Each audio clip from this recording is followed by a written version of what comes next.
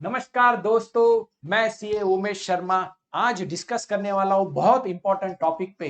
वो है how to face GST return scrutiny notices, और उसका ये पहला पार्ट है जिसमें हम flow of compliance of GST notices की स्टडी करेंगे। एक सुंदर सा सिंपल सा फ्लो चार्ट आपके लिए मैं यहाँ पेश करने जाने वाला हूँ। तो कई नोटिसेस आ रही है 17, 18, 18, 19, 19, 20 की, और करदाताओं को और सभी टैक्स कंसल्टेंट्स को एक परेशानी है कि कैसे हम आगे जाए, क्या करें क्या ना करें। तो इसकी हम छोटी सी एक पढ़ाई करते हैं आज फटाफट। तो पहले दोस्तों असेसमेंट का सेक्शन है जहां पर कई प्रकार के असेसमेंट दिए गए हैं जो जीएसटी में होती है। तो जीएसटी के अंदर सबसे पहले सेक्शन 59 में सेल्फ असेसमेंट होती है, जो हम रिटर्न भरते हैं उस बेसिस के ऊपर हम खुद ही करते हैं।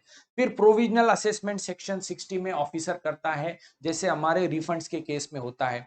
फिर आता है सेक्शन 61 के अंदर है स्क्रूटिनी ऑफ रिटर्न्स, और आज हम यही देखने वाले हैं क्योंकि मैक्सिमम नोटिसेस इसी सेक्शंस में निकल रही है।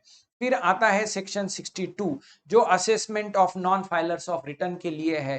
फिर आता है section 63 assessment of unregistered persons. फिर आती है सेक्शन 64 जो है summary assessment in certain cases. तो आपको या कई करदाताओं को सेक्शन 61 में स्क्रूटिनी ऑफ रिटर्न्स के नोटिसेस आई होगी, और वो कैसे आती है, कैसे वो आगे हमका उसको जवाब देना है, वो भी हम देखेंगे।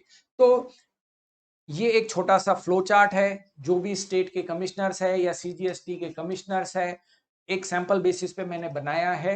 ये चेक करेंगे उनके मैकेनिज्म में, जीएसटीएन नेटवर्क्स में पैरामीटर्स के हिसाब से, और वो उनके जुडिशनल जॉइंट कमिश्नर या उनके नोडल ऑफिसर्स को बताएंगे कि क्या इश्यू है, स्क्रूटिनी कैसे करनी है, क्या पैरामीटर्स के बेसिस पे करना है। जिसमें पहला हो सकता है कि आउटपुट टैक्स जो डिक्लेयर किया है 3B में, वो जीएसटी अगर 1 से कम है, उसकी रिपोर्ट भी चेक करेंगे वो 360 डिग्री जीएसटीएन नेटवर्क से, और उसी के बाद में इस पैरामीटर्स पे नोटिसेस आएगी। दूसरा हो सकता है कि आईटीसी ज्यादा लिया है 3B में 2A या 2B के मुकाबले, फिर वो भी चेक करेंगे कहीं रिवर्स किया है या डीआरसी 03 से पे किया है। और हो सकता है कुछ ई वे बिल का भी मिसमैच हो। कई पैरामीटर्स हो सकते हैं। मैंने सैंपल के बेसिस पे ये 3 पैरामीटर्स आपको बताए हैं जिससे आउटवर्ड टैक्स की लायबिलिटी निकल रही है, और इस बेसिस पे एएसएमटी 10 इशू होगी। तो शुरुआत होती है एएसएमटी 10 से,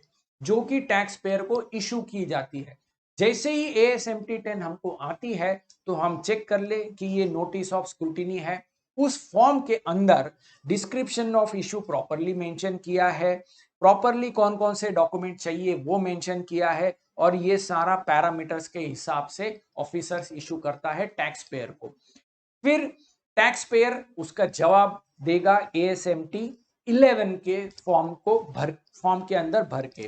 टैक्स पेयर्स अगर वो एक्सेप्ट करता है, डीआरसी 03 से वो लाइबिलिटी भर देता है, तो फिर ये पेमेंट उसको करना है तो क्रेडिट यूज कर ले, कैश लेजर यूज कर ले, अगर इंटरेस्ट है तो कैश लेजर यूज कर लेगा, और फिर ऑफिसर इशू करेगा एएसएमटी 12 जहां पर ये क्लोज हो जाएगी। ये एक ऑप्शन रहा। दूसरा क्या होगा, टैक्स पेयर ने एक्सेप्ट किया है पर उसने उसका जवाब दिया है कि क्या सही है क्या गलत है, क्या उसका कंटेंशन है। वो अगर एक्सेप्ट कर लेता है ऑफिसर, तो फिर से एएसएमटी 12 इशू करके केस क्लोज कर देगा। और अगर टैक्स पेयर रिप्लाई नहीं देता है, रिप्लाई फाइल किया है पर ऑफिसर को वो एक्सेप्टेड नहीं है, तो ऑफिसर इंटीमेशन देगा डीआरसी 01A के अंदर। तो यहां से एक नेक्स्ट स्टेप शुरू हो जाती है। डीआरसी 01A से हमको आता है इंटीमेशन, और फिर से एक मौका मिलता है रजिस्टर्ड टैक्स पेयर को कि डीआरसी 03 फाइल करे, या पार्ट बी के अंदर डीआरसी 01B में उसका जवाब दे दे। और अगर वो जवाब नहीं देता है या वो जवाब एक्सेप्ट नहीं होता है, तो फिर ऑफिसर डीआरसी 01 इशू करेगा। फिर बाद में अगर ये हमको एक्सेप्ट है, जो भी लाइबिलिटी आई है डीआरसी 03 से हमने भर दी, और ऑफिसर को भी वो जम गई है, तो डीआरसी 05 इशू करके वो केस को क्लोज कर देगा। और अगर पार्ट पेमेंट किया है DRC 03 में कोई इशू का और कुछ इशू के ऊपर डिस्क्रिपेंसीज को सेटिस्फाइड नहीं है टैक्स पेयर, तो आगे क्या होगा? तो ऑफिसर इशू करेगा DRC 01, जिसको हम बोलते हैं डिमांड एंड रिकवरी का फाइनल नोटिस।